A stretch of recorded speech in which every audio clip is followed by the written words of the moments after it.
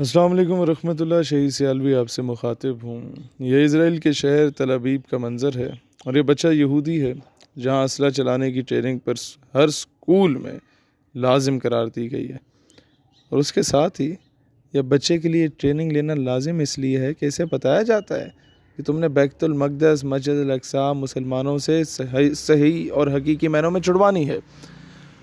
اور ہمارے ہاں گھروں سے اسلحہ ہٹا کر دہشت گردی قرار دے دیا گیا، ہماری نسلوں کو برباد کرنے کے لیے ان کے ہاتھوں میں موبائل پکڑا دیا گیا، ان کی بیٹیوں کو نیم برہنہ حالت میں ٹک ٹاک پہ نچوایا گیا، اور بچوں کو کہا کہ جہاد کرنا ہے تو پب جی کھیلو۔ پھر یہ بات یاد رکھیں کہ ٹک ٹاک کے استعمال سے مثبت استعمال ہوتا ہے، لیکن اس کے استعمال سے بچہ مجاہد نہیں پیدا ہوتا۔ لہٰذا اپنی اولادوں کو اپنے اسلاف کے نقش قدم پر چلائیں، اور اسی میں امت کی بھلائی ہے۔ انہیں بتائیں نور الدین زنگی کون تھے، صلاح الدین ایوبی کون تھے، طارق بن زیاد کون تھے، محمد بن قاسم کون تھے، ٹیپو سلطان کون تھے، محمود غزنوی کون تھے۔ 17واں حملہ کیا سومناتھ کے بت پہ، اور دنیا کے سارے سونے ہیرے جواہرات بر صغیر کے اٹھا کے ہندو پنڈت قدموں میں رکھ گیا اور کہا کہ یہ لے لو، تم لوگ بھوکے منگتے ہو، تم لوگوں کے پاس کھانے کو کچھ نہیں ہے، تم لوگوں کے پاس پہننے کو کچھ نہیں ہے، فائنینشلی تم لوگ ویک ہو، یہ لو اور اس بت کو بخش دو۔ تو محمود غزنوی نے کہا کہ اگر میں آج سونے ہیرے جواہرات تسلیم کر لیتا ہوں اور اس بت کو بخش لیتا ہوں تو آنے والی نسلیں مجھے محمود بت فروش کے نام سے جانیں گی، بت چکن کے نام سے نہیں جانیں گی، اور میں چاہتا ہوں کہ آنے والی نسلیں مجھے محمود بت چکن کے نام سے جانیں۔ افسوس ہمارے بچوں کو سکھایا جا رہا ہے کہ اسلام امن کا درس دیتا ہے، اسلام امن کا پیام امن کے حالات میں دیتا ہے۔ بھائی جان، امن ہو تو اسلام امن کا درس دیتا ہے، لیکن یہ بتانا چاہیے کہ جب معاملہ مسجد الاقصی، بیت المقدس کی عزت کا ہو، کشمیری بہن کے سر کے دوپٹے کی عزت کا ہو، معصوم مظلوم مسلمانوں کی عزتوں کا ہو، تو اسلام تب غیرت کا درس دیتا ہے۔ اسلام از دا موسٹ پیسفل ریلیجن، لیکن اسلام اس کے ساتھ ساتھ یہ نہیں کہتا کہ ناموس رسالت اور ختم نبوت کا معاملہ ہو تو تم لوگ جو ہے وہ چوڑیاں پہن کے بیٹھ جاؤ۔ لہٰذا دوستان ذی وقار، کوشش کرو تمہارے بچے غیرت مند پیدا ہوں۔ یہ نسل ہم لوگ گوا چکے ہیں۔ میں لائق سے لائق کلاس روم میں گیا، بچوں سے پوچھا آپ میں سے کتنوں کا پتہ ہے کہ فلسطین ہمارا قبلہ اول ہے۔ افسوس کے ساتھ مجھے کہنا پڑتا ہے کہ ان 50 لائق بچوں میں سے 3 یا 4 کے ہاتھ کھڑے ہوتے ہیں، باقی سارے ایک دوسرے کی شکلیں دیکھ رہے ہوتے ہیں اور ہنس رہے ہوتے ہیں کہ پتہ نہیں یہ بندہ کیا سوال کر رہا ہے، عجیب سے سوال کر رہا ہے، قبلہ اول کا تو ہم نے کبھی نام ہی نہیں سنا۔ تو جب اس چیز کی امپورٹنس کا پتہ ہی نہیں ہوگا ہمارے بچوں کو، تو وہ کل کو محکموں میں، اداروں میں جب پہنچیں گے وہ کیوں اس کے لیے آنسو بہائیں گے؟ اللہ تعالیٰ دین اسلام اور وطن عزیز پاکستان کا حامی و ناصر ہو۔ پاکستان ہمیشہ زندہ باد۔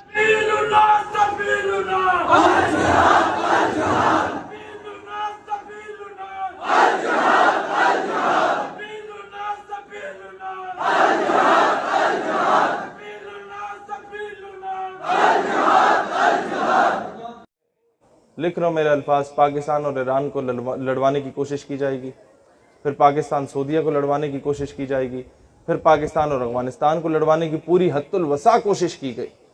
آپ کے میڈیا پہ بیٹھ کے آپ مسلم ممالک کے خلاف بکواس کر لیں، لوگ کہیں گے بلے بلے بلے پاکستان کی سالمیت کی بات ہو رہی ہے۔ ذرا سا انڈیا، امریکہ اور اسرائیل کے خلاف بات کریں نا تو کہیں گے ہیٹ سپیچ پھیلا رہے ہیں یا آپ نفرت پھیلا رہے ہیں۔ یہ اس طریقے کے یہودیوں کی اولادیں بیٹھی ہوئی ہیں جو ہمیں آ کے روک رہی ہوتی ہیں۔ یہ جو گورے چلے گئے نا، یہ اپنے غلام ان کالوں کو چھوڑ گئے ہمارے اوپر۔ پاکستان کے کسی ادارے کی پالیسی سے اختلاف ہو سکتا ہے، کسی جرنیل سے اختلاف ہو سکتا ہے، کسی وزیر سے اختلاف ہو سکتا ہے، کسی گورنر سے اختلاف ہو سکتا ہے، کسی وزیر اعظم سے اختلاف ہو سکتا ہے، صدر مملکت سے اختلاف ہو سکتا ہے، وزیر اعلیٰ سے اختلاف ہو سکتا ہے، اس کا گریبان پکڑو، لیکن پاکستان دھرتی ماں ہے۔ پاکستان تو ہم سب کا ہے، اس کے لیے تو ہم سب کے باپ دادا نے قربانیاں دی، اس کے لیے تو آپ سب میں سے کسی نہ کسی کا چاچا ماما تایا فوج کا سپاہی ہوگا جو بیچارہ بارڈر پہ بیٹھا ہوا ہے نا؟ آپ سب کے خاندان میں کوئی نہ کوئی اس طرح کا فوجی ہوگا، کوئی پولیس والا ہوگا جو بیچارہ وہ کراچی کے یہ اتنی سخت گرمی میں لوگ بے ہوش ہو رہے ہوتے ہیں اور وہ چوک چوراہے پہ کھڑے ہو کے لوگوں کو راہ دکھا رہا ہوگا, لوگوں سے آ کے باتیں سناتے ہوں گے, وہ خاموشی سے سن لیتا ہوگا کہ چلو یار میں قوم کی خدمت کر رہا ہوں. ہم اسے تانے دیتے ہیں کہ تم 20,000 کے پیچھے یہ کر رہے ہو. بندہ پوچھے کہ الو کے پٹھو 20,000 کے پیچھے کون سے یاسین پہ جاتا ہے. لہٰذا جو جوان ہیں انہیں سینوں سے لگاؤ. کسی جرنیل کی پالیسی سے اختلاف ہے, نام لے کے بولو, پورے ادارے کو رگڑانا لگاؤ. کیونکہ اس سے یہی ہوتا ہے کہ جو وہ بیچارہ شہادتیں دے کے آ رہا ہوتا ہے اس کے زخموں پہ نمک چھڑکتا ہے. جرنیل کو کوئی فرق نہیں پڑتا, کوئی فرق نہیں پڑتا. اس نے وہی ریٹائرمنٹ کے باہر دفع ہو جانا ہے مشرف کی صورت میں, وہاں جا کے آرام سے زندگی گزارے گا. اس نے جو کیا, میں چیزوں میں نہیں جاؤں گا, پھر یہ فرشتے ناراض ہوتے ہیں. لیکن میں صرف اتنا بات کہنا چاہوں گا کہ پاکستان سے اگر مجھے محبت ہے تو اس وجہ سے نہیں ہے کہ یہ خطہ زمین ہے جہاں میں پلا بڑا, جہاں میں پیدا ہو گیا. نہیں, مجھے اس سے محبت ہے تو اس وجہ سے ہے کہ یہ وہ واحد ریاست ہے, ریاست مدینہ کے بعد, جو اسلام کے نام پہ حاصل کی گئی. لہٰذا ہم اختلاف حکومت سے ہوگا, حکومت کا گریبان پکڑیں گے اور اس کو اٹھا کے باہر پھینکیں گے, اور اپنے بچوں کی تربیت کر کے ان کو سیاست میں لائیں, اپنے بچوں کی تربیت کر کے انہیں بیوروکریٹ بنائیں, اپنے بچوں کی تربیت کر کے انہیں آرمی آفیسر بنائیں, انہیں انجینئر ڈاکٹر بنائیں, انہیں اچھا عالم بنائیں, انہیں مین سٹریم میں لائیں. آپ مجھے بتائیں, بالفرض خدا نہ خواستہ 2-3 حصے ہو گیا ملک, تو انگریزوں کے کتے نہلانے والے تو ہر صوبے پہ قابض بیٹھے ہوئے. پھر کیا کریں گے؟ ضلعوں کو الگ کریں گے. میری بات سمجھ آ رہی ہے آپ لوگوں کو؟ یہ نواب وڈیرے تو وہی بیٹھے ہوئے ہیں. انہوں نے تو آپ کو بلوچستان میں بھی محروم رکھا, انہوں نے آپ کو پنجاب میں بھی محروم رکھا. پنجاب آپ کو کیا لاہور نظر آتا ہے صرف؟ ساؤتھ پنجاب چلیں کسی دن میرے ساتھ, آپ بلوچستان کے ظلم بھول جائیں گے. وہاں کے جو جابر اور ظالم نواب وڈیرے اپنے عوام کے ساتھ وہ سلوک کرتے ہیں. انٹیریئر سندھ چلیں کبھی میرے ساتھ, وہاں کے جو یہ ظالم نواب وڈیرے حال کرتے ہیں نا, وہاں کی معصوم عورتوں کے ساتھ, بیچاریوں کے ساتھ, جو بھٹوں پہ کام کرتی ہیں, جو بیچاری وہاں وہ لوگوں کی گندموں کو کاٹنے کے لیے کام کر رہی ہوتی ہیں. آپ بھول جائیں گے کہ بلوچستان میں کیا ہو رہا ہے. ہر جگہ کی ایک اپنی طویل داستان ہے. لیکن مسئلہ صرف یہ ایک بات یاد رکھنا, کبھی بھی کوئی نواب وڈیرا آپ کو اپنا کمی نہیں بنائے گا جب تک آپ خود اس کے گٹوں میں نہیں بیٹھیں گے میں نے دانے دے دو, مجھے دانے دے دو جی, میری روزی روٹی لگ جائے. اپنی حق حلال کی 2 وقت کی روٹی کمائیں, نواب وڈیرے کی غلامی کو لات ماریں. ٹھیک ہے تھوڑی مشکل ہوگی, لیکن یہ ہے کہ کم از کم تمہاری بیٹیوں کی عزت بچی رہے گی. آج ڈاکٹر عافیہ کی والدہ نے ہمیں صرف ایک بات کی تھی کہ بیٹا مستقبل میں کسی مقام پہ پہنچے نا تو قرضہ نہیں لینا کبھی.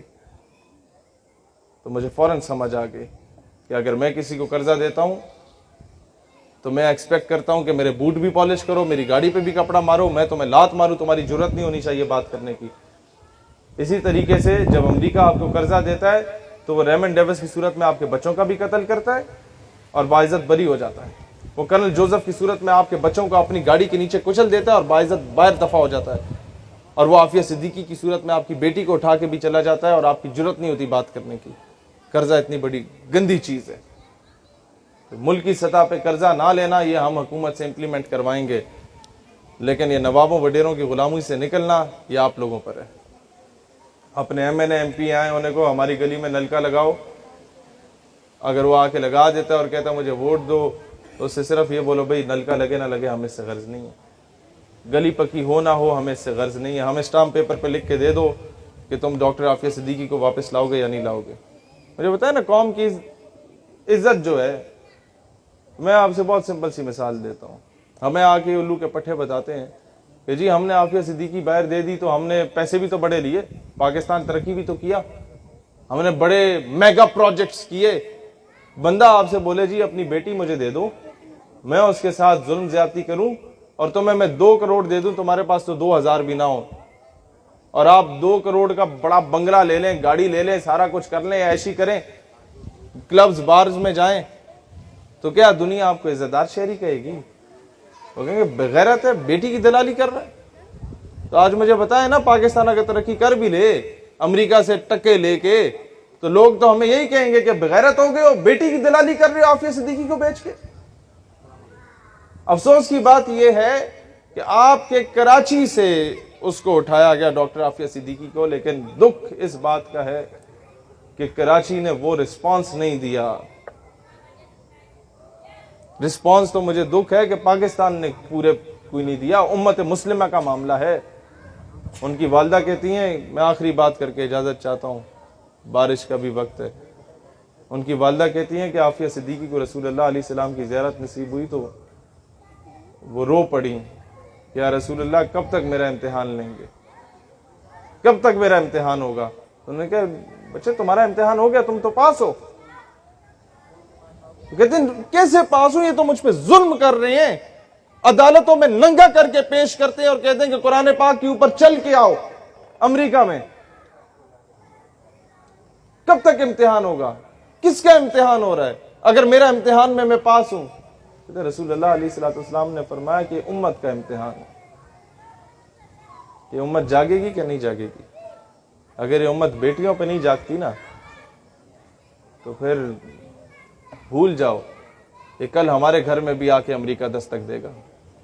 یہ ذرا سے پڑوس میں 4-5 کلومیٹر کے فاصلے پہ ڈاکٹر عافیہ صدیقی کا گھر ہے، وہاں تک دستک دے سکتا ہے نا؟ ہم کچھ بھی نہیں، یہاں بھی دستک دے سکتا ہے۔ آؤ بیٹیاں پیش کرو، کیا کرو گے؟ بات وہیں پر آ کے ختم ہوگی۔ حمیت نام تھا جس کا، گئی تیمور کے گھر سے، بات وہیں پر آ کے ختم ہوگی کہ بیچ کے ہم کہیں گے مولانا صاحب دعا کر دیں قوم کی بیٹی واپس آ جائے۔ وزیر اعظم بھی دعا کر رہا ہوگا، میں بھی دعا کر رہا ہوں گا، بندہ کرسی ہے تمہاری، یہ جنازہ تو نہیں ہے، کچھ کر نہیں سکتے تو اتر کیوں نہیں جاتے؟ اللہ وطن کو جو میرے لوٹ رہے ہیں، یہ قوم کے غدار ہیں، مر کیوں نہیں جاتے؟ بندہ ان سے پوچھے کہ بھائی جان اگر آپ وزیر اعظم ہیں، یہ تو وہی بات ہوئی نا، بیچ کر تلواریں خرید لیے مسلح ہم نے، بیٹیاں لٹتی رہیں اور ہم دعا کرتے رہے اور کہتے رہے کہ جناب وہ اپنے آپ کو بہتر کر دو۔ یا جا کے ہمیں یہ جو دانیال بھائی بات بتا رہے نا، مرزا قادیانی کا سب سے بڑا ایم اینڈ آبجیکٹو آگے یہ تھا کہ جہاد کی روح کو ختم کر دو مسلمانوں کے اندر سے، انہیں بزدل اور بغیرت بنا دو تاکہ سلطنت برطانیہ کے خلاف نہ اٹھیں۔ 1857 کی جنگ آزادی کے بعد مرزا قادیانی کو لانچ کیا گیا تھا، اور اسی کے پیروکار جو قادیانی ہیں یا نہیں ہیں، لیکن اس کے نظریے پہ چلنے والے، کیونکہ اس کا نظریہ امپوز کر دیا گیا ہر جگہ پہ۔ لوگ آ جا کے ہم اگر عافیہ صدیقی صاحبہ کی بات کریں نا کہ انہیں رہائی دلواؤ، لوگ کہتے ہیں تمہاری داڑھی پوری نہیں ہے، تم جو ہو باشرہ نہیں ہو، تم پہلے خود کو بہتر کرو، اپنا اخلاق بہتر کرو، پھر عافیہ صدیقی کی بات کرو۔ میں نے کہا بھائی جان آپ کی بہن اگر کوئی اٹھا کے لے جائے تو پہلے کیا 40 دن تبلیغی دورے پہ جائیں گے، پھر جا کے بہن کو واپس لائیں گے؟ سمجھ رہے ہیں اس بات کو؟ لہذا ہر بندہ، آپ اگر عالم ہیں آپ اپنا رول پلے کریں، آپ اگر سپورٹس مین ہیں آپ اپنا رول پلے کریں، آپ اگر لکھاری ہیں اپنا کردار ادا کریں، آپ اگر کسی محکمے میں آپ اپنا کردار ادا کریں، آؤٹ آف دا وے جا کے آپ نے اپنا رول پلے کرنا ہو اپنے ملک کے لیے کریں۔ جہاں نظر آ رہا ہو کہ کوئی غداری ہو رہی ہے تو کھڑے ہو جائیں، نوکریاں نہ بچائیں، کہہ دیں کہ جناب ہماری بیلٹ یہ حاضر ہے، ملک کی عزت کو نہیں بیچیں گے، کہہ دیں جی یہ ہمارے رینکس حاضر ہیں، بس مزید قوم کی بیٹیاں نہیں بیچی۔